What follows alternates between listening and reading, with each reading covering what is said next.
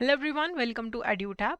So we have started a new initiative जिसमें हम with in 25 lectures आपका PPB का पूरा कंपोनेंट कवर करेंगे। इन लेक्चर्स में हम कंटेंट के साथ साथ एमसीक्यूज भी डिस्कस करेंगे। सो मंडे टू सैटरडे हमारे सेशंस होंगे लगभग एक एक घंटे के, जिसमें एक कंटेंट कवर किया जाएगा विद एमसीक्यूज, और संडे को एक रिवीजन सेशन रखा जाएगा कि जितना भी हमने मंडे टू सैटरडे पढ़ा है संडे को हम उसे रिवाइज करेंगे थ्रू अराउंड 50 एमसीक्यूज। तो ये जो सेम सीरीज है पीपीबी के अलावा एएफएम और आईएनएफएस के लिए भी स्टार्ट हो चुकी हैं। सबकी प्लेलिस्ट चैनल पे अवेलेबल हैं। एक और हमारी सीरीज है जाफरी ऑनलाइन क्लासेस, जिसमें हम हर रोज मंडे टू सैटरडे लगभग 10-15 मिनट की वीडियो में आपके साथ एक छोटा टॉपिक विद एमसीक्यूज डिस्कस करते हैं। तो आज हम डिस्कस करेंगे contract of indemnity, guarantees, bank guarantees and later of credit. ये 3 टॉपिक्स हम आज डिस्कस करेंगे। तो पहले स्टार्ट करते हैं इंडेमनिटी कॉन्ट्रैक्ट के साथ। इंडेमनिटी कॉन्ट्रैक्ट में क्या होता है, इसको हम एग्जाम्पल से ही स्टार्ट करेंगे। ठीक है, एक है पर्सन, उसका नाम है राज, थर्ड पर्सन का नाम है सिमरन, और एक पर्सन का नाम है रमेश। तो राज ने सिमरन को बोला कि अगर तुझे मेरे कंडक्ट से या रमेश के कंडक्ट से कोई भी लॉस होता है तो मैं उस लॉस की भरपाई करूंगा।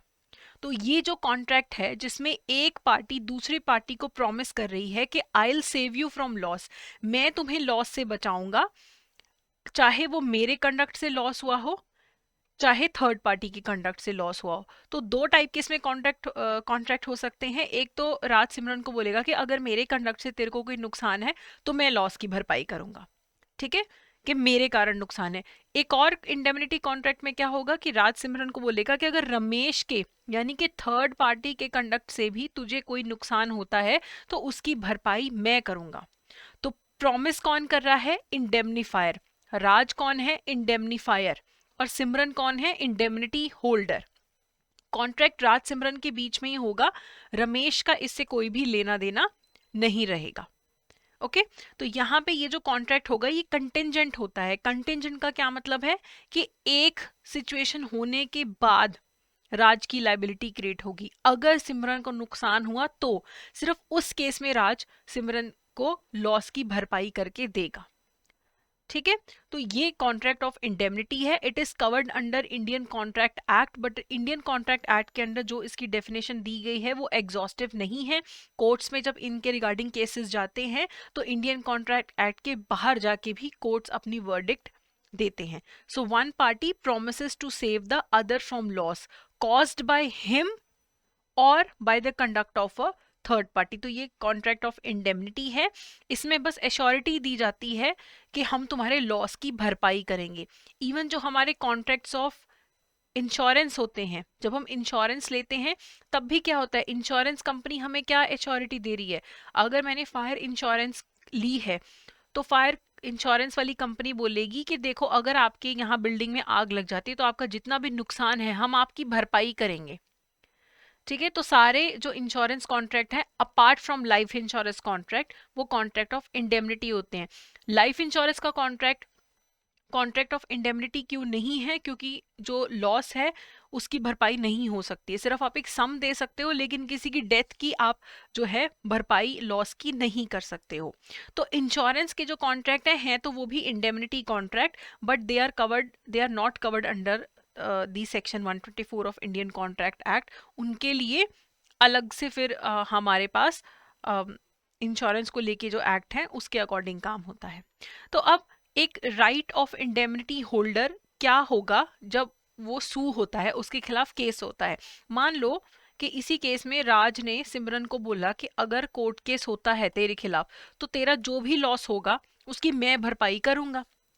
ठीक है, तो इस केस के अंदर राज को कौन कौन से नुकसान की भरपाई करनी पड़ेगी? इस कोर्ट केस को लड़ने के लिए सिमरन का जो भी खर्चा होगा उसकी भरपाई कौन करेगा? राज पे करेगा। उस सूट के लिए, कोर्ट केस के लिए जो भी खर्चा होगा राज पे करेगा। अगर सिमरन आउट ऑफ कोर्ट सेटलमेंट कर लेती है तो जो भी सेटलमेंट का पैसा है वो भी राज को ही पे करना पड़ेगा। लेकिन इस केस में ये ध्यान रखना है कि इंडेमनिटी का मतलब ये नहीं है कि जो इंडेमनिटी होल्डर है सिमरन है वो जानबूझ के ज्यादा पैसे में सेटलमेंट कर दे, कि ज्यादा जोर ही लगाए केस लड़ने में कि मुझे क्या लेना देना, पैसे तो राज ने पे करने हैं। ऐसा जो नेचर है वो नहीं होना चाहिए, ऐसा कंडक्ट इंडेमनिटी होल्डर का नहीं होना चाहिए। ठीक है।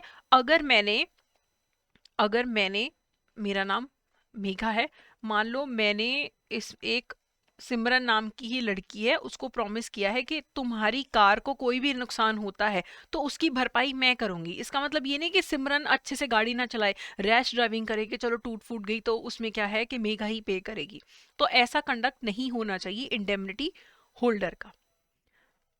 अभी क्वेश्चन देख लेते हैं। The contract of indemnity is defined in which of the following act? Indian contract act 1872, Indian partnership act 1932, banking regulation act 1949 या फिर आरबीआई एक्ट 1934।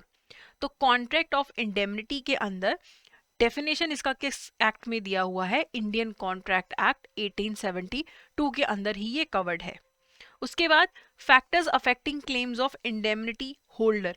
इंडेमनिटी होल्डर्स के क्लेम को क्या क्या चीजें इफेक्ट करेगी? Indemnifier's liability commences when the indemnity holder actually incurs loss.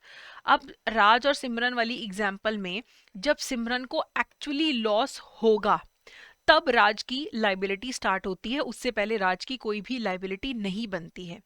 तो उस लाइबिलिटी के अंदर क्या क्या कवर होगा? मान लो कि सेम राज ने सिमरन को बोला कि अगर तेरी कार को कुछ भी नुकसान होता है तो मैं भरपाई करूंगा। तो आपको ही पता है कि जब एक कार का एक्सीडेंट होता है तो पहले एक पर्सन आएगा इंश्योरेंस कंपनी की तरफ से चेक करने कि कितना नुकसान हुआ है। जो चेक करने आएगा उसका आने जाने का खर्चा, जो भी रीजनेबल कॉस्ट कवर होनी होगी सारी राज कवर करेगा। ठीक है। और यहाँ पे ऐसा नहीं होगा कि फिर बाद में सिमरन राज को पैसा देगी, नहीं। राज ने सिमरन को प्रॉमिस किया था ना कि मैं तुझे इंडेमनिटी प्रोवाइड करूंगा, इसमें राज भरपाई कर देगा सिमरन के नुकसान की, लेकिन बाद में राज सिमरन से कोई पैसे नहीं वसूल सकता है।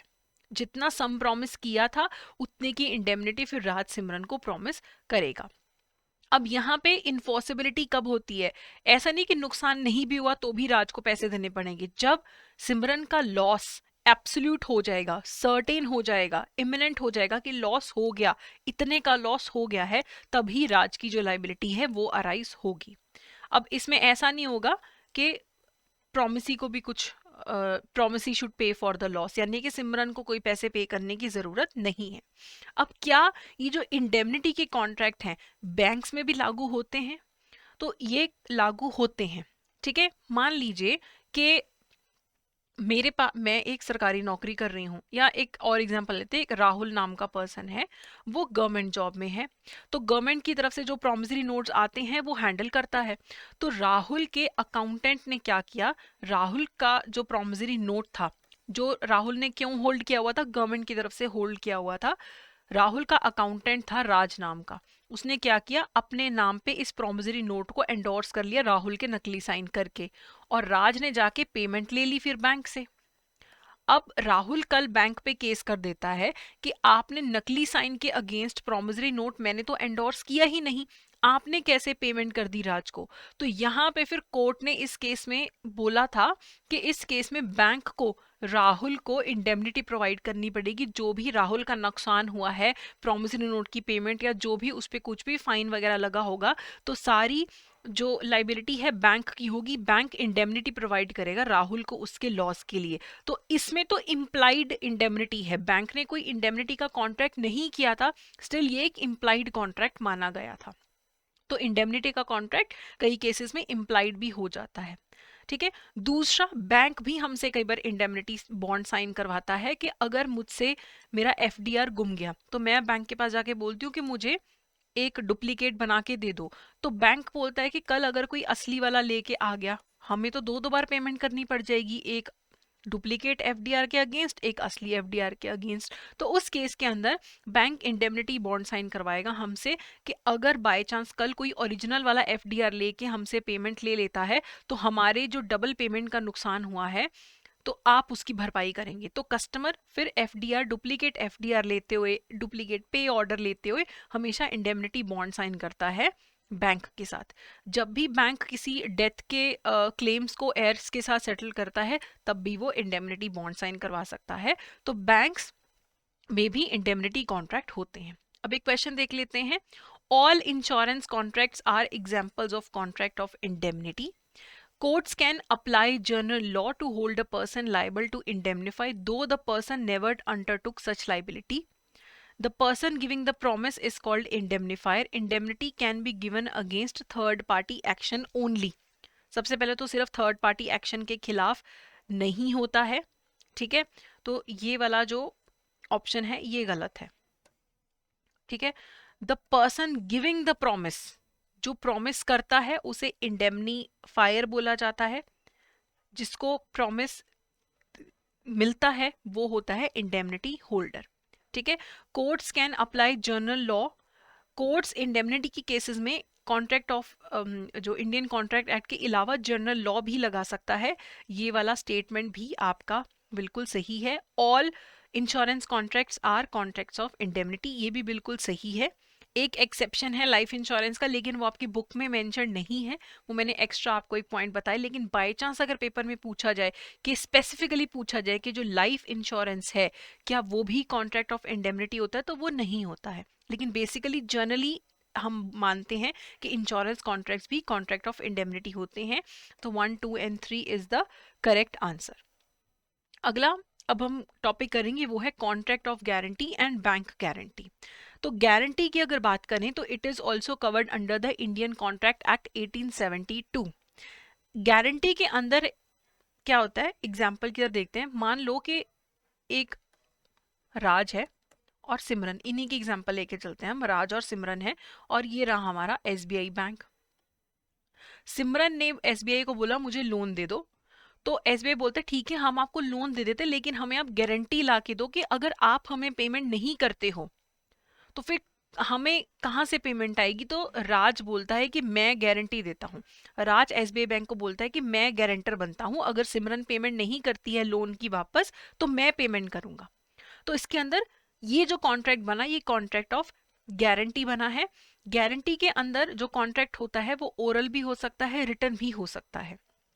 तो यहाँ पे एसबीआई बैंक कौन है, क्रेडिटर। सिमरन कौन है, डेटर। और राज कौन है, श्योरिटी। तो ये तीन पार्टीज इसके अंदर इन्वॉल्व होती हैं। तो काफी बार काफी सारे ऐसे कॉन्ट्रैक्ट्स भी होते हैं जिसमें गारंटी देने वाला खुद बैंक होता है। मान लो कि मेरा एक सरकारी डिपार्टमेंट के पास मुझे कॉन्ट्रैक्ट मिल रहा है, सरकार मुझे सड़क बनाने का कॉन्ट्रैक्ट दे रही है, सरकारी डिपार्टमेंट। लेकिन सरकारी डिपार्टमेंट कहता कि अगर कल बाय चांस तुम सड़क नहीं बना पाते तो फिर हमारे नुकसान की भरपाई कौन करेगा। तो मैं क्या करती हूँ, मैं कॉन्ट्रैक्टर हूँ, मैं अपने बैंक के पास जाती हूँ कि मेरी तरफ से तुम गारंटी दे दो कि अगर मैं भरपाई नहीं करूंगा, काम पूरा नहीं करूंगा टाइम पे, तो बैंक सरकार के सारे लॉस की भरपाई करेगा। तो बैंक्स खुद गारंटर भी होते हैं काफी सारे केसेस के अंदर, स्पेशली कमर्शियल ट्रांजैक्शंस में। काफी जगह ऐसा होता है कि जैसे इस केस में सिमरन डेटर है तो राज श्योरिटी बन रहा है। तो इस केस में क्या होगा, एसबीआई बोलेगा ठीक है आप हमें कुछ भी कोलेटरल ना दो, आप हमें सिर्फ गारंटी प्रोवाइड कर लो। तो ऐसे जो कॉन्ट्रैक्ट्स हैं ये कॉन्ट्रैक्ट्स ऑफ गारंटी होते हैं। इसमें मेन रिलेशनशिप किसके बीच में है, क्रेडिटर और डेटर के बीच में। ट्राईपार्टाइट अग्रीमेंट यानी कि तीन पार्टीज हैं इस अग्रीमेंट के अंदर। क्रेडिटर और डेटर का मेन पेमेंट का रिलेशनशिप है और गारंटर और क्रेडिटर के बीच में गारंटी का रिलेशनशिप है। ओके यहाँ पे एक और चीज इंपॉर्टेंट है कि जो हमारा गारंटर है वो अगर पैसे पे कर देता है क्रेडिटर को, मान लो क्रेडिटर कौन था हमारा, एसबीआई, और डेटर कौन थी, सिमरन, और श्योरिटी कौन था, गारंटर कौन था, राज। अगर बाय चांस कल सिमरन पैसे पे नहीं करती है एसबीआई को तो एसबीआई किससे पैसे वसूल लेगा, राज से। और जैसे ही राज बैंक को पेमेंट कर देगा अब राज बन जाएगा सिमरन का क्रेडिटर, अब राज पैसे वसूलेगा सिमरन से। ये डिफरेंसेस होते हैं इंडेमनिटी और गारंटी में जो हम आगे जाके अभी पढ़ेंगे भी। तो इंडियन कॉन्ट्रैक्ट एक्ट बोलता है कि श्योरिटी या जो गारंटर है उसकी जो लाइबिलिटी है it is coextensive with the principal debtor, यानी कि अगर डेटर नहीं पे करता है तो सेम फिर लाइबिलिटी सारी किसके सिर पे पड़ेगी, गारंटर के सिर पे पड़ेगी। ठीक है। अगर पेमेंट में डिफॉल्ट आता है, सिमरन पेमेंट नहीं करती है एसबीआई बैंक को, तो बैंक बिना कुछ और सोचे समझे, बिना सारी ऑप्शंस को एग्जॉस्ट किए, ना उसको वो कोर्ट केस करेगा, कुछ नहीं करेगा, वो सीधा राज के पास भी जा सकता है विदाउट एग्जॉस्टिंग द रेमेडीज। सीधा वो कहेगा सिमरन ने पेमेंट नहीं की, राज को बोलेगा तुम पेमेंट कर दो। तो जैसे बाकी सारे कॉन्ट्रैक्ट्स होते हैं वैसे ही कॉन्ट्रैक्ट ऑफ गारंटी भी होता है। कॉन्ट्रैक्ट ऑफ गारंटी में कंसिडरेशन होना जरूरी है, consideration between the creditor and principal debtor, वो वैलिड कंसिडरेशन होना चाहिए। और इवन जो श्योरिटी प्रोवाइड करता है वो भी कई बार गारंटी के लिए कंसिडरेशन लेता है। जैसे बैंक्स जब गारंटीज प्रोवाइड करते हैं ना, तो वो उसके लिए हमेशा कुछ ना कुछ पैसे चार्ज करते हैं। अब श्योरिटी की या गारंटर की क्या लाइबिलिटी बनती है? एक तो उसकी को एक्सटेंसिव लाइबिलिटी है। जब तक एक कॉन्ट्रैक्ट में कुछ और ना लिखा हो, जितनी लाइबिलिटी डेटर की बनती है अगर वो पे नहीं करता, तो फिर सारी लाइबिलिटी इक्वली किसके सिर पे आ जाती है? राज के ऊपर आ जाती है, यानी कि गारंटर के ऊपर आ जाती है। तो जब राज को पेमेंट करनी है बैंक को, तो वो इंटरेस्ट अमाउंट, प्रिंसिपल अमाउंट, सब अमाउंट की पेमेंट करेगा। वो ये नहीं बोलेगा कि मैं सिर्फ प्रिंसिपल अमाउंट पेमेंट करूंगा, वो इंटरेस्ट भी पे करना पड़ेगा।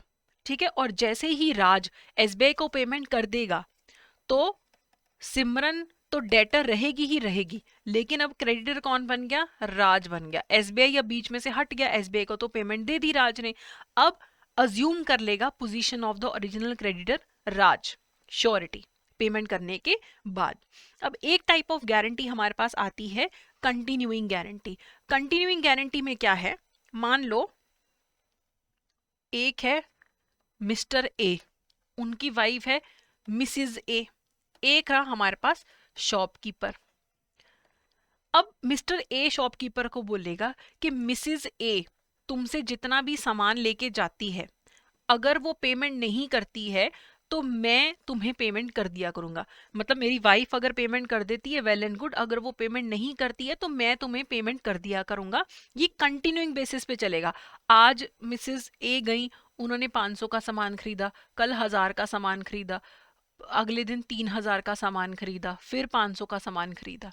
तो उसने बोला था कि 10,000 तक की मिस्टर ए गारंटी देते हैं कि मिसेज ए जब भी सामान लेने आएंगी मैं गारंटी देता हूँ up to the amount of 10,000। तो बार बार मिस्टर ए गारंटी नहीं दे रहे शॉपकीपर को, एक ही गारंटी एक ही बार दे दी, और उसी गारंटी के अंदर कितनी मल्टीपल ट्रांजेक्शन्स हो जाती हैं, इसे कंटिन्यूइंग गारंटी बोलते हैं। ठीक है।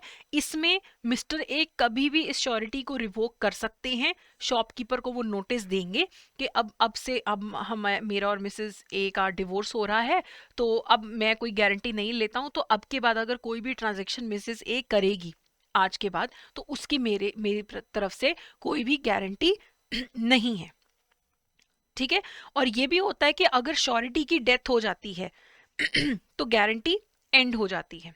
कई बार नहीं भी होता ऐसे, लेकिन ज्यादातर केसेस में श्योरिटी की डेथ होने के बाद गारंटी अपने आप एंड हो जाती है। इसीलिए बैंक्स जो हैं वो भी, जब गारंटर की डेथ हो जाती है, banks prefer to break the running account of a borrower. तो ये आपकी कंटिन्यूइंग गारंटी है। अगर गारंटी के कॉन्ट्रैक्ट के अंदर श्योरिटी के कंसेंट के बिना टर्म्स ऑफ कॉन्ट्रैक्ट में कुछ चेंजेस आते हैं, तो फिर उस वेरिएंस होने के बाद जो भी ट्रांजैक्शंस होंगी उसके लिए गारंटर की गारंटी नहीं स्टैंड करेगी। इसको एग्जांपल से समझते हैं। वही राज है, सिमरन है, एसबीआई है। तो राज ने गारंटी दी थी एसबीआई को कि अगर सिमरन नहीं पे करती मैं पे कर दूंगा। ठीक है, उसने राज ने सारा कॉन्ट्रैक्ट पढ़ा था लोन वाला। लेकिन अगर अब एसबीआई और सिमरन मिलके उस कॉन्ट्रैक्ट में कुछ चेंजेस कर देते हैं बिना राज को बताए, तो चेंजेस होने के बाद जो भी ट्रांजैक्शन होंगी राज का उससे लेना देना नहीं होगा। वेरिएंस में विदाउट श्योरिटी का कॉन्ट्रैक्ट है, तो फिर वेरिएंस होने के बाद जो भी टर्म्स ऑफ कॉन्ट्रैक्ट राज को तो पता ही नहीं है, तो फिर उसकी गारंटी वहां पे नहीं रहेगी। ओके।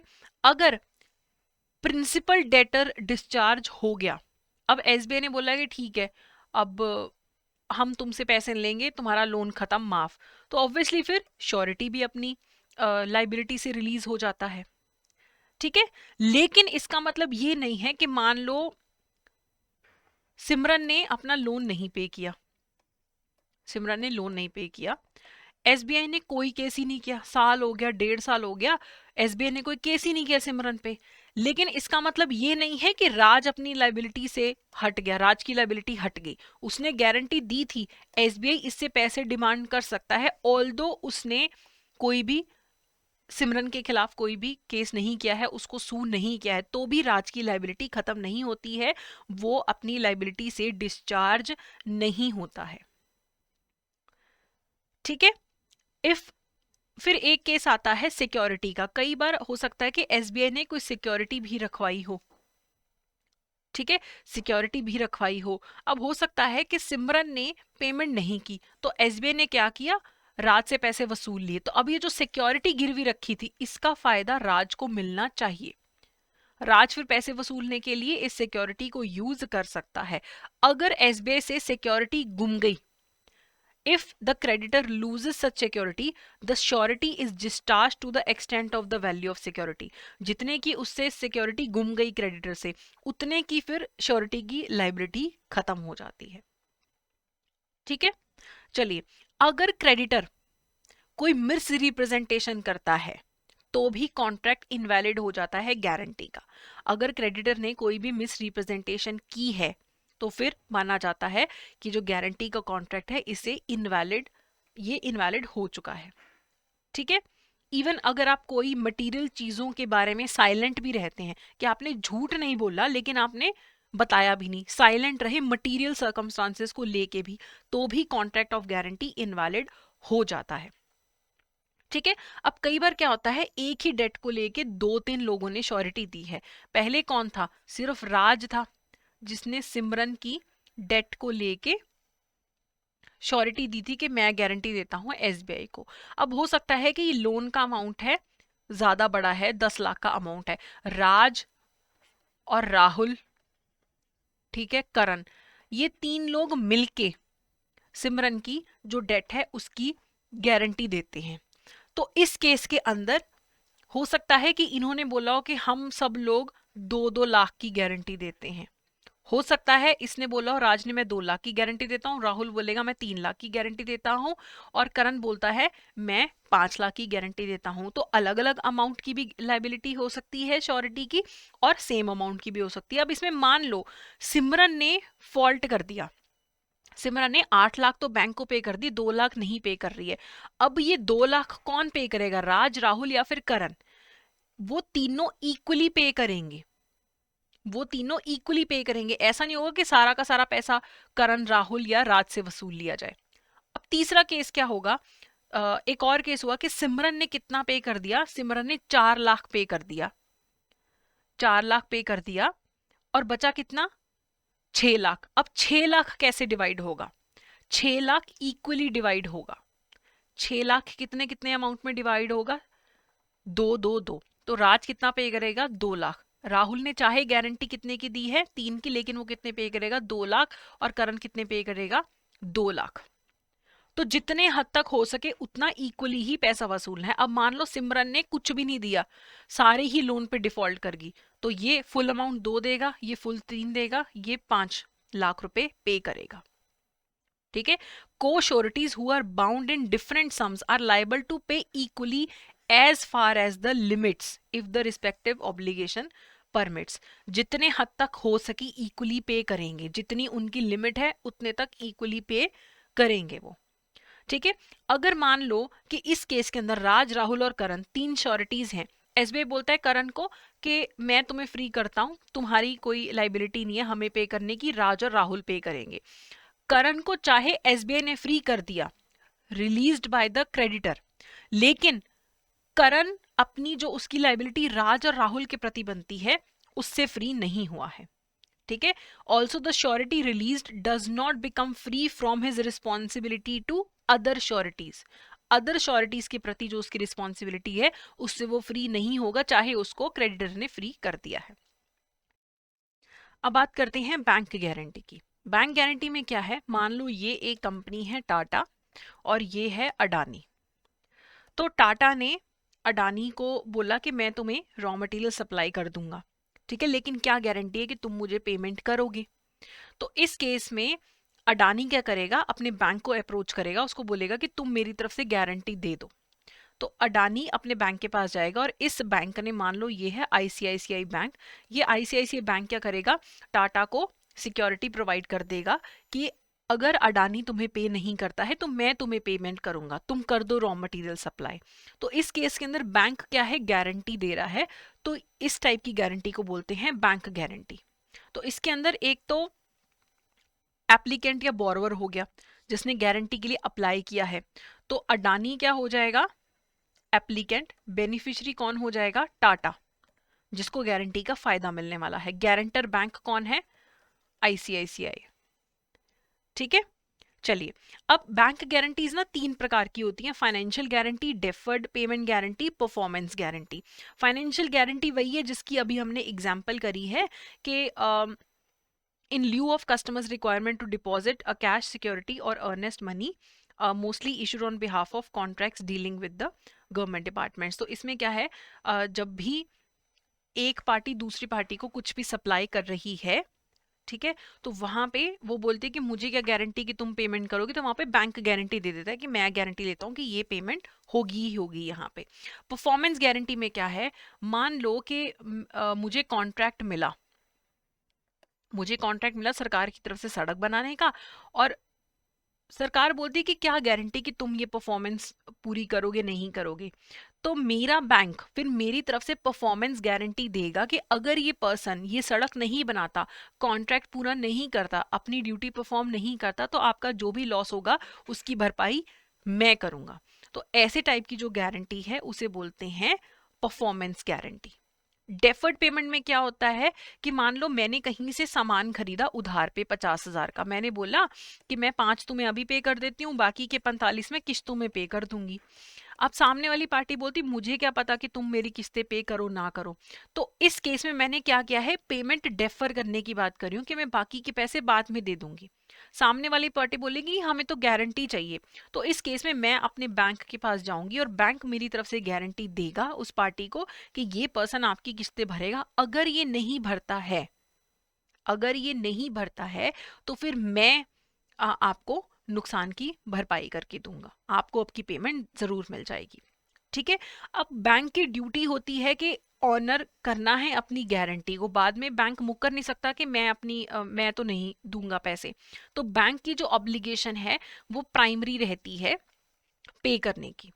ठीक है, इवन अगर ऐसा भी केस हो जाए कि एक परफॉर्मेंस गारंटी दी थी बैंक ने, एक कॉन्ट्रैक्टर था उसकी तरफ से बैंक ने गारंटी दी थी कि ये पर्सन कॉन्ट्रैक्ट पूरा करेगा ही करेगा।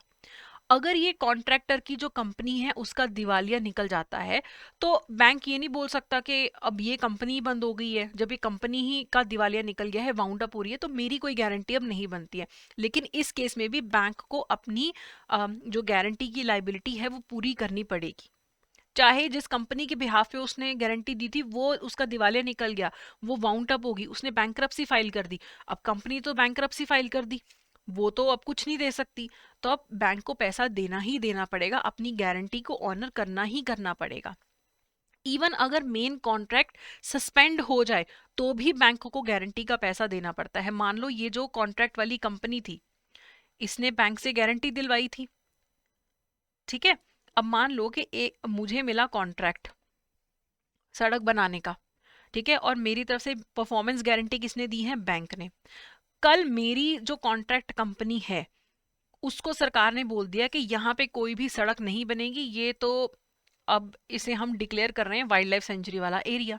अब ये कॉन्ट्रैक्ट क्या हो गया, रद्द हो गया। लेकिन फिर भी बैंक की जो गारंटी है वो स्टैंड करेगी, जो भी नुकसान की भरपाई है, जितने की गारंटी बैंक ने दी है, बैंक को नुकसान की भरपाई करनी पड़ेगी। जब तक कि फ्रॉड वगैरह का इशू ना हो तब तक हमेशा बैंक को अपनी गारंटी का पैसा देना ही देना पड़ता है, और कोर्ट बहुत कम ही इन मामलों में इंटरफेयर करता है।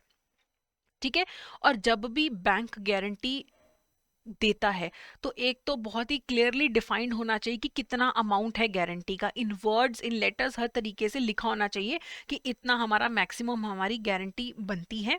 ठीक है, उसके बाद जो वैलिडिटी पीरियड होता है वो भी स्पेसिफाइड होना चाहिए कि हमने गारंटी 3 साल के लिए दी है। क्लेम पीरियड भी स्पेसिफाइड होना चाहिए कि एक बार अगर आप गारंटी का क्लेम अराइज करते हो, हम विद इन इतना टाइम आपको पे कर देंगे। वो होता है क्लेम पीरियड कि इतने टाइम में पेमेंट आपको कर देंगे। बैंक गारंटी को लेके जो लिमिटेशन पीरियड है, वो गवर्नमेंट डिपार्टमेंट अगर बेनिफिशियरी है गारंटी का, अगर बेनिफिशियरी कौन है, गवर्नमेंट डिपार्टमेंट है, तो लिमिटेशन 30 इयर्स होता है। म्यूनिसिपल बॉडी है तो भी लिमिटेशन पीरियड 30 इयर्स है। बाकी सारे केसेस में लिमिटेशन पीरियड होता है 3 साल का। 3 साल के अंदर अंदर केस हो सकता है, उसके बाद नहीं हो सकता है। कई बार बैंक ना काउंटर गारंटी भी ले लेता है कि ठीक है, मैं आपके लिए गारंटी दे रहा हूं, लेकिन आप भी मुझे गारंटी करो कि जब मैं एक बार आपकी तरफ से पैसे दे दूंगा, आप मुझे वो पैसा, मेरे पैसे की भरपाई करोगे ही करोगे। ठीक है, कि मैं कॉन्ट्रैक्टर हूं, मैंने बैंक से गारंटी ले ली और गारंटी दिलवा दी कि मैं नहीं पेमेंट करूंगी तो मेरा बैंक कर देगा। तो इस केस में काउंटर गारंटी बैंक भी मुझसे ले लेता है कि अगर मैं फेल हो जाती हूँ पे करने में, बैंक मेरी तरफ से पेमेंट कर देगा, लेकिन फिर मैं बैंक को पैसे वापस करूंगी। तो ऐसे काउंटर गारंटी भी हो सकता है। ठीक है, पेमेंट करते हुए बैंक गारंटी में कुछ प्रिकॉशंस होनी चाहिए। जो गारंटी इन्वोक की जाती है वो प्रॉपर कमर्शियल मैनर में, प्रॉपर टर्म्स एंड कंडीशंस के साथ होना चाहिए। और बैंक को ये भी चेक करना होता है कहीं कोई इंजंक्शन ऑर्डर तो नहीं है जो हमें गारंटी की अमाउंट पे करने से प्रोहिबिट कर रहा हो। अगर ऐसा कुछ नहीं है, प्रॉपरली इन्वोक किया गया है गारंटी को, तो फिर बैंक की गारंटी का अमाउंट बैंक को पे करना पड़ता है। ठीक है, अब इंडेमनिटी और गारंटी काफी सिमिलर से कॉन्सेप्ट्स लगते हैं, लेकिन they are different. How they are different? Indemnity के अंदर दो लोग होते हैं, इंडेमनिफायर और इंडेमनिटी होल्डर। इंडेमनिफायर बोलता है कि तुझे कोई भी नुकसान होगा मैं भरपाई कर दूंगा, किसी थर्ड पार्टी का कोई लेना देना नहीं है, चाहे नुकसान भी थर्ड पार्टी की वजह से हुआ है, लेकिन दो ही पार्टीज होती हैं इसमें। गारंटी में एक डेटर होगा, एक क्रेडिटर होगा, राज सिमरन और बैंक, डेटर क्रेडिटर और श्योरिटी होता है। इंडेमनिटी के कॉन्ट्रैक्ट में सिंगल कॉन्ट्रैक्ट होता है इंडेमनिफायर और इंडेमनिटी होल्डर के बीच में। जो गारंटी होता है उसमें 3 कॉन्ट्रैक्ट्स होते हैं। एक तो कॉन्ट्रैक्ट होगा एसबीआई के और सिमरन के बीच में, सिमरन ने लोन लिया है तो इनके बीच में कॉन्ट्रैक्ट होगा। ठीक है, एक कॉन्ट्रैक्ट होगा एसबीआई और राज के बीच में, राज गारंटी देगा कि ये नहीं पे करती तो मैं पे करूंगा। एक इम्प्लाइड कॉन्ट्रैक्ट होगा राज और सिमरन के बीच में कि अगर सिमरन कल फेल हो जाती है तो राज तो पे कर देगा, लेकिन फिर बाद में राज सिमरन से पैसे वसूल लेगा। इंडेमनिटी में कहीं से कोई पैसा नहीं वसूला जाता, लेकिन इसमें 3 कॉन्ट्रैक्ट्स रहते हैं, डेटर क्रेडिटर के बीच में, श्योरिटी और क्रेडिटर के बीच में, और एक इम्प्लाइड कॉन्ट्रैक्ट होता है डेटर और श्योरिटी के बीच में। ठीक है, इंडेमनिटी के केस में मेन लाइबिलिटी किसके सिर पे आती है? इंडेमनिफायर के केस में इंडेमनिफायर बोलता है कि तुझे लॉस होगा मैं भरपाई करूंगा, उसी की मेन लाइबिलिटी है। श्योरिटी की लाइबिलिटी सेकेंडरी होती है, प्राइमरी लाइबिलिटी सिमरन की है बैंक को पे करने की। अगर सिमरन नहीं पे करती फिर सेकेंडरी लाइबिलिटी किसकी बनती है? राज की बनती है। ठीक है, इंडेमनिटी हम क्यों करते हैं कॉन्ट्रैक्ट? रीइंबर्समेंट ऑफ लॉस के लिए, कि लॉस की भरपाई के लिए। गारंटी का कॉन्ट्रैक्ट होता है क्रेडिटर की सिक्योरिटी के लिए।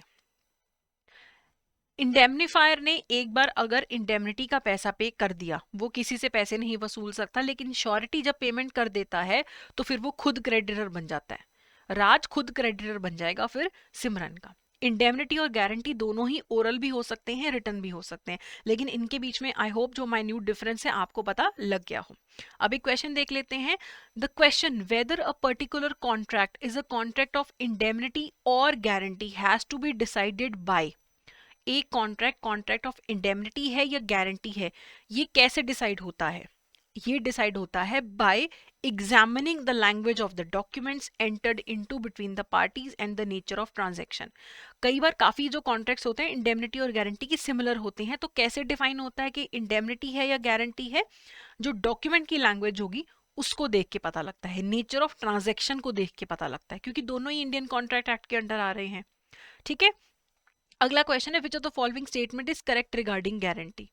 Guarantee defined under Indian contract act है, बिल्कुल सही। Contract of guarantee can be oral और रिटन, ओरल भी हो सकता है रिटन भी हो सकता है, बिल्कुल सही। Bank charges for providing guarantee depend on the security available and financial stability of the customer. अगर बैंक आपकी तरफ से गारंटी दे रहा है तो गारंटी के लिए कितना वो चार्ज करेगा, ये डिपेंड करता है कि क्या कोई सिक्योरिटी अवेलेबल है, कस्टमर की फाइनेंशियल स्टेबिलिटी कितनी है। जितनी ज्यादा फाइनेंशियल स्टेबिलिटी उतने कम चार्जेस। तो ये तीनों ही स्टेटमेंट सही हैं, all of the above.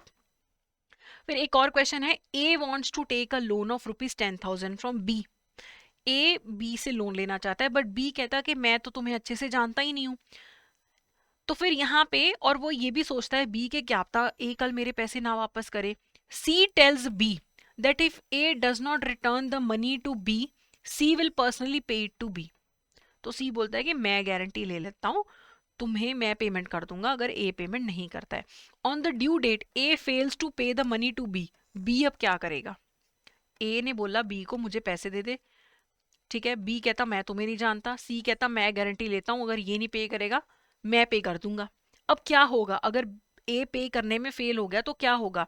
It is a contract of guarantee, so B can directly demand money from C. क्या बी डायरेक्टली सी से मनी डिमांड कर सकता है, या B needs to exhaust all options? B को पहले सारी ऑप्शंस एग्जॉस्ट करनी पड़ेंगी सी को अप्रोच करने से पहले। C is not liable to pay as there was no written contract. कहते तो कोई रिटर्न कॉन्ट्रैक्ट नहीं था तो बी कोर्ट जा सकता है ए के खिलाफ, सी का तो कोई लेना देना नहीं है। तो यहाँ पे इसका आंसर होगा ए। ये एक कॉन्ट्रैक्ट ऑफ गारंटी है, बी सीधा सी के पास चला जाएगा कि मेरे पैसे दो। बी को कोई और ऑप्शंस एग्जॉस्ट करने की जरूरत नहीं है, चाहे रिटर्न कॉन्ट्रैक्ट नहीं है तो भी ये कॉन्ट्रैक्ट ऑफ गारंटी होगा। तो यहाँ पे आंसर होगा ए। अब हम करेंगे letter of credit. Letter of credit जो है आपका इंटरनेशनल ट्रांजैक्शंस में यूज होता है, ये भी हम एक एग्जांपल के थ्रू समझेंगे। अब ये है बायर, बायर का नाम रख लेते हैं हम रोहन। बायर है रोहन, सेलर है टॉम। टॉम कहां पे बैठा है? यूएसए में। रोहन कहां पे बैठा है? इंडिया में। तो अब ये रोहन बोलता टॉम को कि तुम मेरे को सामान भेज दो अपना, जैसे मुझे सामान मिल जाएगा यूएसए से इंडिया आ जाएगा मैं चेक करके तुम्हें पैसे दे दूंगा। टॉम कहता मुझे क्या पता कल तुम मुझे पेमेंट दो ना दो, मैं तो तुम्हें जानता ही नहीं हूं, हम तो सिर्फ ट्रेड कर रहे हैं। और फिर टॉम बोलता कोई ना तुम मेरे को पहले पैसे दे दो फिर मैं सामान भेज दूंगा। रोहन कहता मुझे क्या पता तुम सामान भेजो ना भेजो, अच्छी क्वालिटी का भेजो ना भेजो, मुझे क्या पता। तो इस केस में अब ये कैसे डिसाइड करेंगे? रोहन क्या करेगा, रोहन जाएगा अपने बैंक के पास। रोहन का बैंक होगा इशूइंग बैंक। रोहन जो बायर है उसका बैंक होगा मान लो एसबीआई, और ये यहाँ पे मान लो कौन सा बैंक है, यूएसए में मान लो सिटी बैंक है वहां पे। ओके, तो अब रोहन गया अपने बैंक के पास, एसबीआई के पास, कहता मेरे को ये सामान मंगवाना है तो तुम मेरी तरफ से लेटर ऑफ क्रेडिट इशू कर दो। ठीक है, तो जो एसबीआई है वो एक लेटर ऑफ क्रेडिट इशू कर देगा। लेटर ऑफ क्रेडिट में ये लिख देगा कि अगर रोहन कल पेमेंट नहीं करता है तो मैं गारंटी लेता हूं मैं पेमेंट कर दूंगा।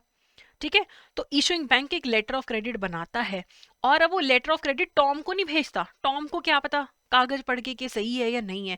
टॉम अपने बैंक को बोलेगा, सिटी बैंक को, जो कि एडवाइजिंग बैंक होगा। एडवाइजिंग बैंक के पास, एसबीआई के पास से सिटी बैंक के पास वो लेटर ऑफ क्रेडिट आ जाएगा। एडवाइजिंग बैंक देखेगा, चेक करेगा लेटर ऑफ क्रेडिट सब कुछ ठीक है, वो फिर इसको एडवाइस कर देगा सेलर को कि हाँ लेटर ऑफ क्रेडिट बिल्कुल सही है, तुम जो है सामान इनको भेज दो। ठीक है, तो अब इसके बाद क्या होगा, इसने इसको भेज दिया, अब ये सामान भेज देगा, और सामान भेज के जो भी डॉक्यूमेंट्स होते हैं, बिल ऑफ लीडिंग वगैरह सारे जो डॉक्यूमेंट्स हैं वो किसको दे देगा?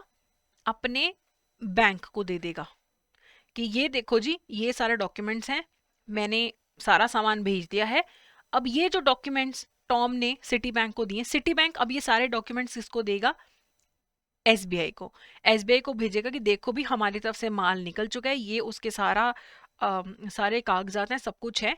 और जैसे ही ये कागज मिलते हैं इशूइंग बैंक को, वो सारी अपनी ऑथेंटिकेशन सब कुछ चेक करता है और फिर सिटी बैंक को पेमेंट रिलीज कर देगा। वो देखेगा सारे कागज ठीक हैं और फिर अरेंज कर देगा पैसे। ठीक है, तो ये बिल्कुल बेसिक है।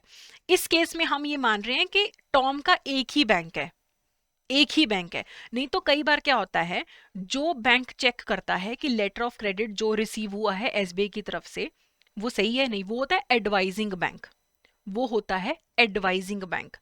कई बार क्या होता है कि एडवाइजिंग बैंक डिफरेंट होता है, और जिसको टॉम सारे कागज भेजेगा सारे डॉक्यूमेंट्स भेजेगा कि देखो मैंने सारा सामान भेज दिया है, ये रहे सारे बिल वगैरह सारा कुछ है, ये रहा। वो कई बार किसी और बैंक को भेजता है, ठीक है। मान लो उसने HSBC बैंक को अपना नॉमिनेटेड बैंक बना रखा है, वो क्या करेगा, सिटी बैंक ने बताया कि देखो ये जो सारा लेटर ऑफ क्रेडिट है बिल्कुल सही है। सेलर क्या करेगा, टॉम सामान शिपमेंट करवा देगा और शिपमेंट वगैरह के सारे जो डॉक्यूमेंट है वो HSBC को देगा। HSBC देखेगा सारे डॉक्यूमेंट ठीक है, फिर HSBC SBI को सारे डॉक्यूमेंट भेजेगा कि देखो हमारी तरफ से सामान रिलीज हो चुका है। फिर ये जो बैंक है, इशुइंग बैंक है, ये फिर पेमेंट जो है नॉमिनेटेड बैंक को रिलीज कर देगा। एडवाइजिंग बैंक सिर्फ ये चेक करेगा लेटर ऑफ क्रेडिट ठीक है या नहीं है। उसके बाद का जो काम है कि पेपर वगैरह किसको भेजने, वो सारे HSBC यानी कि नॉमिनेटेड बैंक को जाएंगे। नॉमिनेटेड बैंक ही फिर इशुइंग बैंक को भेजेगा कि देखो हमने सारा माल भेज दिया है, अब पेमेंट रिलीज कर दो। पेमेंट फिर इशुइंग बैंक किसको रिलीज कर देगा, नॉमिनेटेड बैंक को, ठीक है। अब इसके अंदर कई बार एक और पार्टी क्या आ जाती है, अब देखो सिटी बैंक SBI को बोलता हम तो तुम्हें नहीं जानते, हमें क्या गारंटी कि तुम भी अच्छे बैंक हो या नहीं हो। तो इसके अंदर क्या होगा, इशुइंग बैंक एक और बैंक लेके आएगा जिसे बोला जाएगा कंफर्मिंग बैंक। SBI बोलेगा अच्छा मेरे पे विश्वास नहीं है, तुम्हें HDFC पे विश्वास तो होगा ना। तो HDFC भी गारंटी दे देगा कि ठीक है इशुइंग बैंक अगर पेमेंट नहीं करता है तो मैं पेमेंट कर दूंगा, तुम ये बैंक बिल्कुल सही है, तुम पेमेंट, तुम अपना लेटर ऑफ क्रेडिट जो इसकी तरफ से आया सब कुछ सही है, तुम सामान भेज दो। तो यहाँ पे जब एडवाइजिंग बैंक को इशुइंग बैंक पे इतना विश्वास नहीं होता, उसकी क्रेडिट वर्दीनेस पे इतना विश्वास नहीं होता, तो फिर एक एक्स्ट्रा बैंक पिक्चर में आ जाता है। तो एक एक्स्ट्रा जो HDFC बैंक आ गया, ये क्या हो गया, confirming bank. Confirming bank confirm करता है कि इशुइंग बैंक ठीक है, ये जो लेटर ऑफ क्रेडिट इशू कर रहे हैं ये वैलिड है, ठीक है, ये क्रेडिट वर्दी है, कल अगर कोई इशू होता है तो इशुइंग बैंक यहाँ पे खड़ा है, कोई दिक्कत नहीं, मैं हूँ कंफर्मिंग बैंक हूँ, कोई दिक्कत नहीं है। तो ये कौन सा बैंक हो गया, एक एक्स्ट्रा कंफर्मिंग बैंक। तो अभी हमारे पास क्या हो गई, issuing bank, confirming bank, advising bank और एक HSBC क्या था, नॉमिनेटेड बैंक। अब जब सारा कागज इशुइंग बैंक के पास पहुंच जाते हैं, या तो वो खुद पेमेंट भेज देगा HSBC को, या तो इशुइंग बैंक खुद से पेमेंट भेज देगा नॉमिनेटेड बैंक को। कई बार क्या होता है, इशुइंग बैंक डील कर रहा है रुपी में, है ना, और ये HSBC डील कर रहा है डॉलर्स में, और ये इशुइंग बैंक खुद से डायरेक्टली पेमेंट नहीं रिलीज कर पा रहा क्योंकि करेंसी का डिफरेंस है। तो वो क्या करेगा, एक रीइंबर्समेंट बैंक होगा, रीइंबर्सिंग बैंक होगा, उसे बोलेगा कि ये पकड़ो रुपए, ये तुम्हें कन्वर्ट वगैरह करके HSBC को भेज दो। तो एक एक्स्ट्रा बैंक पिक्चर में आ गया जिसे बोलते हैं हमारा रीइंबर्सिंग बैंक। तो आई होप आपको ये पिक्चर क्लियर हो गई हो। कई बार advising bank nominated bank same होते हैं, कई बार advising bank nominated bank different होते हैं, ठीक है। तो अब इसके फीचर्स देख लेते हैं लेटर ऑफ क्रेडिट के। ये एक तरीके की गारंटी होती है जो बैंक देता है बिहाफ ऑफ कस्टमर कि ये आपके पैसे जरूर पे कर देगा, और ये इंटरनेशनल ट्रेड में यूज होता है। लेटर ऑफ क्रेडिट एक नॉन नेगोशिएबल इंस्ट्रूमेंट होता है, नेगोशिएबल नहीं होता है। सेलर को बेसिकली कोई भी एडवांस पेमेंट नहीं दी जाती है, सिर्फ लेटर ऑफ क्रेडिट देके उसको तसल्ली हो जाती है कि लेटर ऑफ क्रेडिट आ गया तो पेमेंट भी आ ही जाएगी, ठीक है। उसके बाद the buyer can put a condition for providing a certificate of the quality of goods from an independent body. Buyer even एक ये भी condition put कर सकता है कि एक certificate भी आप साथ में भिजवाओ जिसमें ये लिखा होगा कि quality of जो goods है वो भी बिल्कुल सही है। एक independent body से हमें साथ में certificate भी भिजवाओ, ठीक है। सेलर को एश्योरिटी हो जाती है कि मुझे पेमेंट मिल जाएगी, बायर को एश्योरिटी हो जाती है कि मेरे को गुड्स मिल जाएंगे, ठीक है। अब यहाँ पे पार्टीज कौन कौन सी हैं, एप्लीकेंट, बायर, इंपोर्टर, ओपनर।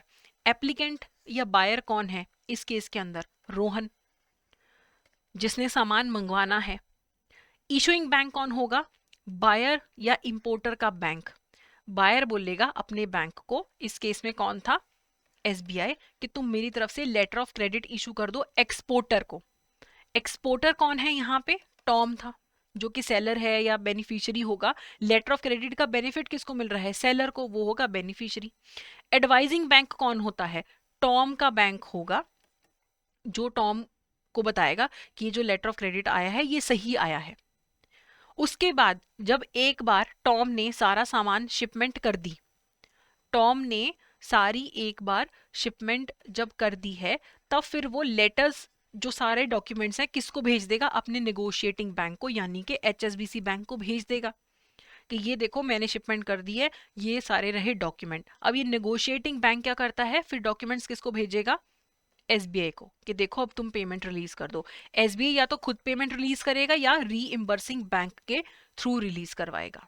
ठीक है। और कंफर्मिंग बैंक कौन सा होता है, एक एक्स्ट्रा सिक्योरिटी के लिए होता है कि अगर एडवाइजिंग बैंक बोलता है कि मुझे विश्वास नहीं है SBI पे, मेरे को एक्स्ट्रा गारंटी चाहिए, तो फिर कंफर्मिंग बैंक कौन होता है, यहाँ पे HDFC।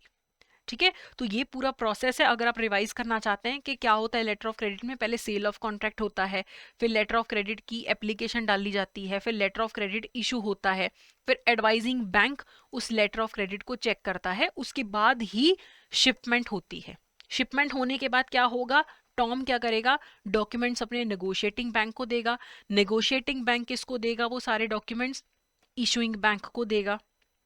उसके बाद फिर सारा कुछ चेक करके पेमेंट रिलीज करी जाती है। अब एक क्वेश्चन देख लेते हैं, which of the following statement is correct regarding letter of credit. क्या लेटर ऑफ क्रेडिट एक नॉन नेगोशिएबल इंस्ट्रूमेंट है, तो बिल्कुल सही, ये नॉन नेगोशिएबल होता है। The importer's bank opens a letter of credit on the request of the seller. जो इंपोर्टर बैंक होता है, importer bank letter of credit open करता है on the request of the buyer. Buyer अपने bank को जाके बोलता है ना कि लेटर ऑफ क्रेडिट ओपन कर दो, तो सेलर नहीं बोलता, बायर बोलता है। ये गलत है statement. The seller receives the benefit under the letter of credit. Letter of credit का फायदा किसको मिलता है, हमेशा सेलर को। सेलर को तसल्ली हो जाती है ना कि मेरी पेमेंट आ जाएगी। तो यहाँ पे करेक्ट आंसर है 1 और 3। अब types of letter of credit देख लेते हैं। Multiple types of letter of credit है, इसके बारे में भी हम थोड़ा थोड़ा डिटेल देख लेंगे। कुछ डॉक्यूमेंट जो इन्वॉल्व होते हैं, मैं आपको बार बार बोल रही हूँ कि जैसे ही लेटर ऑफ क्रेडिट मिलता है सेलर को, सेलर अपने डॉक्यूमेंट्स का अपने गुड्स क्या करता है, शिपमेंट कर देता है, भेज देता है। और जो सारे डॉक्यूमेंट्स हैं वो जाके नेगोशिएटिंग बैंक को देता है। तो वो डॉक्यूमेंट्स कौन से होते हैं, bill of exchange, invoice, transport documents, bill of lading, airway bill, post parcel receipt, courier receipt, insurance document, ये सारे डॉक्यूमेंट्स इन्वॉल्व होते हैं। काफी तामझाम होता है लेटर ऑफ क्रेडिट इशू करते समय। तो अब इनकी डिटेल देखते हैं, कौन से टाइप्स के लेटर ऑफ क्रेडिट होते हैं। सबसे पहले आता है एक्सेप्टेंस क्रेडिट। एक्सेप्टेंस क्रेडिट होता है, इसको साइट लेटर ऑफ क्रेडिट भी बोलते हैं, कि जैसे ही डॉक्यूमेंट्स सबमिट हुए, जैसे ही इशूइंग बैंक के पास डॉक्यूमेंट्स भेजे नेगोशिएटिंग बैंक ने, वैसे ही साथ ही पेमेंट रिलीज कर दी जाती है। Demands payment on submitting the required document, के जैसे दिखे साथ के साथ आपने पेमेंट रिलीज कर दी। ज्यादातर सारे letter of credit acceptance letter of credit ही होते हैं। फिर आता है इररिवोकेबल क्रेडिट। इररिवोकेबल क्रेडिट में क्या होगा, जो भी इशूइंग बैंक है वो कोई भी चेंजेस नहीं कर सकता लेटर ऑफ क्रेडिट में। एक बार हम सेम एग्जांपल लेके चलेंगे, एक बार SBI ने लेटर ऑफ क्रेडिट इशू कर दिया तो उसके टर्म्स एंड कंडीशंस को बिना सारी पार्टीज के कंसेंट के चेंज नहीं किया जा सकता। एक बार जिस फॉर्म में लेटर ऑफ क्रेडिट इशू हो गया उसी फॉर्म में ही रहेगा। तो ये वाला जो लेटर ऑफ क्रेडिट है ये इररिवोकेबल क्रेडिट बोला जाता है इसे। ठीक है। रिवोकेबल क्रेडिट कौन सा होता है, उसका ऑपोजिट मान लो, जिसमें टर्म्स एंड कंडीशंस किसी भी टाइम पे चेंज की जा सकती हैं इशूइंग बैंक या बायर के द्वारा। लेकिन ऐसे टाइप का जो क्रेडिट है उसे फेवर नहीं किया जाता। क्यों, क्योंकि आपने पहले कोई और टर्म्स एंड कंडीशंस बोली, बाद में आपने बिना बताए लेटर ऑफ क्रेडिट में बिना पूछे टर्म्स एंड कंडीशंस चेंज कर दी। तो ऐसा जो रिवोकेबल लेटर ऑफ क्रेडिट होता है ये ज्यादा यूज नहीं होता है। इरिवोकेबल क्या है, जहां पे आप चेंजेस नहीं कर सकते हैं without the consent of all the parties involve. Confirmed credit क्या होता है, जो हमने एग्जांपल पढ़ा ना कि SBI का पता नहीं था, सिटी बैंक कहता मैं तो SBI को जानता ही नहीं हूं, आप मेरे को एक एक्स्ट्रा कंफर्मेशन प्रोवाइड करो। तो कंफर्मेशन किसने प्रोवाइड की थी, HDFC ने।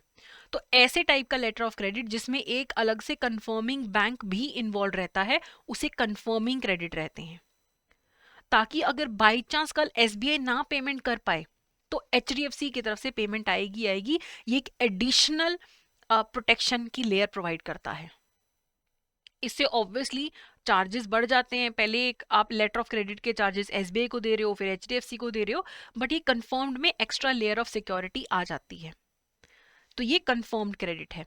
एक होता है with recourse and without recourse credit.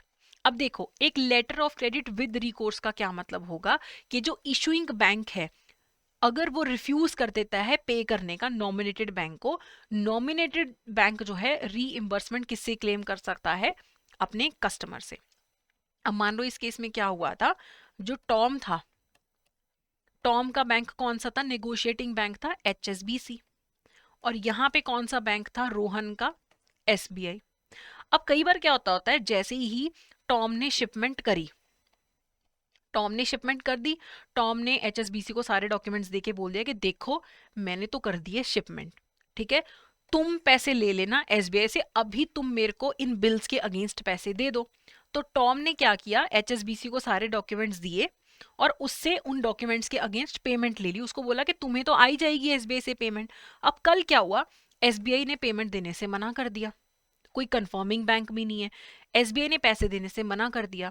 तो HSBC किससे पैसे फिर अपने क्लेम करेगा? टॉम से क्लेम अगर वो कर सकता है तो उसे बोला जाएगा letter of credit with recourse, ठीक है। विदाउट रिकोर्स में क्या होगा, अगर HSBC को SBI से पेमेंट नहीं मिलती है, अगर HSBC को SBI से पेमेंट नहीं मिलती है तो वो टॉम से भी नहीं पेमेंट ले पाएगा, क्योंकि ये विदाउट रिकोर्स है।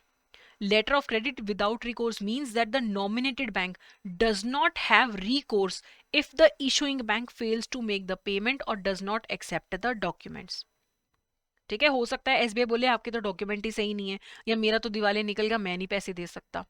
तो अगर तो HSBC टॉम से पैसे वसूल सकता है वो होगा with recourse letter of credit, नहीं वसूल सकता तो वो होगा विदाउट लेटर ऑफ क्रेडिट, ठीक है। चलिए अगला है ट्रांसफरेबल क्रेडिट। ट्रांसफरेबल क्रेडिट क्या होता है? लेटर ऑफ क्रेडिट किसी और को ट्रांसफर हो सकता है। ऐसा लेटर ऑफ क्रेडिट कब होता है? मान लो इसी एग्जांपल को लेके चलते हैं, टॉम था, टॉम के अलावा कौन है? टॉम है, कौन है? सेलर है। बायर कौन है? रोहन है। अब हो सकता है कि टॉम जो सेलर है ना, इसने खुद से सामान नहीं मंगवाया, टॉम ने खुद से सामान नहीं बनाया, इसी ने भी किसी और से खरीदा था, ठीक है। हो सकता है उसने ब्रैड से खरीदा था, उसने ब्रैड से सामान खरीदा। अब ब्रैड आया, बोलता टॉम को, कह रहा मुझे पेमेंट दे दो। टॉम कहता मुझे, मेरे पास तो खुद अभी तक पेमेंट नहीं आई है, मेरे पास लेटर ऑफ क्रेडिट पड़ा है, मैं ये तुम्हें ट्रांसफर कर देता हूं। तो रोहन ने लेटर ऑफ क्रेडिट जो टॉम को भिजवाया था अपने बैंक के थ्रू, टॉम ने किसको भेज दिया? ब्रैड को ट्रांसफर कर दिया कि मेरे पास अभी पेमेंट तो आई ही नहीं है सामान की, तुम ये लेटर ऑफ क्रेडिट ले लो।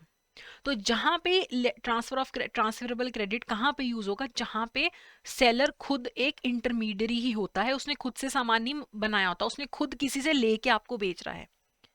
तो रोहन जब टॉम को पेमेंट करेगा तब टॉम ब्रैड को कर पाएगा ना, जब तक टॉम के पास पेमेंट नहीं है वो ब्रैड को कैसे करेगा? तो वो बोलेगा ये लेटर ऑफ क्रेडिट रख लो तुम। तो transferable letter of credit allows the beneficiary, beneficiary कौन है? टॉम है ना मेन लेटर ऑफ क्रेडिट का, to further transfer all or part of the payment to another supplier in the chain. पूरी पेमेंट या पार्शली लेटर ऑफ क्रेडिट जो है आगे किसी को ट्रांसफर कर देगा। इसने इसको कितने देने थे? $10,000। टॉम ने ब्रैड को कितने देने हैं? $5,000। तो वो इस 10,000 में से 5,000 का जो हिस्सा है लेटर ऑफ क्रेडिट का किसको ट्रांसफर कर देगा? ब्रैड को कर देगा, क्योंकि टॉम खुद एक इंटरमीडिएट है जिसने आगे पेमेंट करनी है। तो ऐसे जो लेटर ऑफ क्रेडिट होते हैं उन्हें बोलते हैं ट्रांसफरेबल क्रेडिट। फिर आता है बैक टू बैक क्रेडिट। अब हो सकता है इस केस के अंदर बायर कौन है? रोहन था, बीच में कौन है? टॉम, और असली में सामान किसने बनाया हुआ है? ब्रैड ने बनाया हुआ है।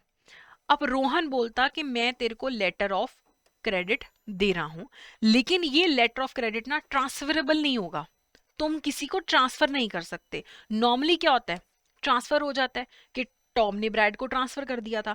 इसमें बायर बोलता कि मैं तो तुझे ही जानता हूं, मैं तो तेरे को ही लेटर ऑफ क्रेडिट दूंगा, मेरा लेटर ऑफ क्रेडिट ट्रांसफरेबल नहीं होगा। अब टॉम ने सामान किसको बेचना है? रोहन को। टॉम ने खुद किससे खरीदना है? ब्रैड से। अब यहाँ पे टॉम कहता कि मैं इसको पैसे कैसे दूं, ये तो ट्रांसफरेबल ही नहीं है लेटर ऑफ क्रेडिट, जब तक पैसे नहीं आते मैं क्या करूं? अब इस केस में क्या होगा? टॉम जाएगा अपने बैंक के पास, रोहन ने लेटर ऑफ क्रेडिट भिजवा दिया टॉम के बैंक को, टॉम के पास आया लेटर ऑफ क्रेडिट, टॉम ने क्या किया? उसी को बेसिस बना के लेटर ऑफ क्रेडिट को उसी के बेस पे एक नया लेटर ऑफ क्रेडिट इशू करवा दिया, किसके नाम पे? ब्रैड के नाम पे। तो ऐसे टाइप का जो लेटर ऑफ क्रेडिट होता है इसे बैक टू बैक क्रेडिट बोलते हैं।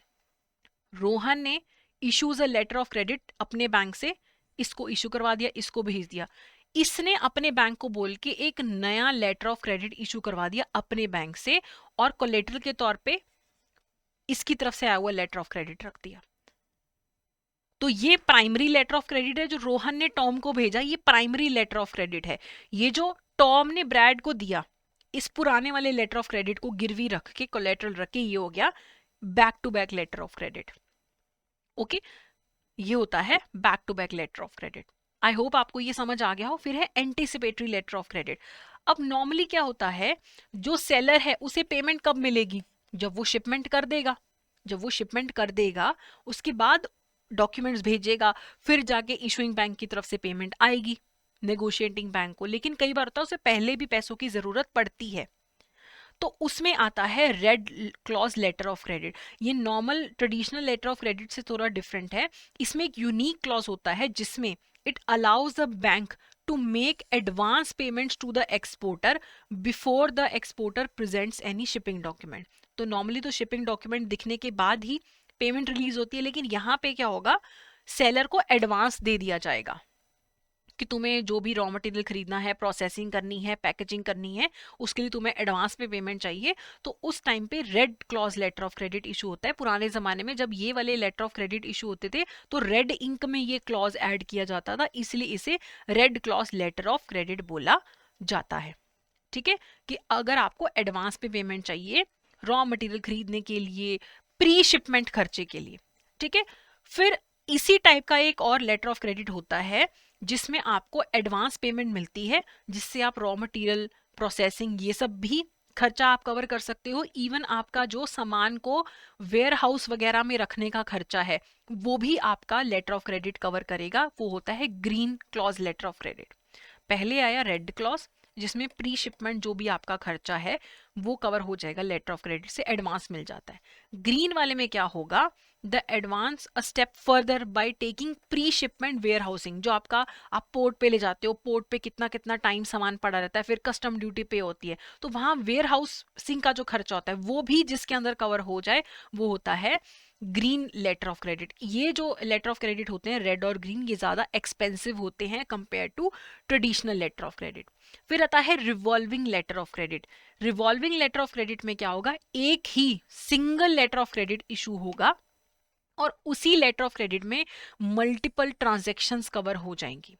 अब ऐसा है कि मान लो रोहन और टॉम रेगुलरली हर 10 दिन में इनका सामान आ रहा है, सामान जा रहा है।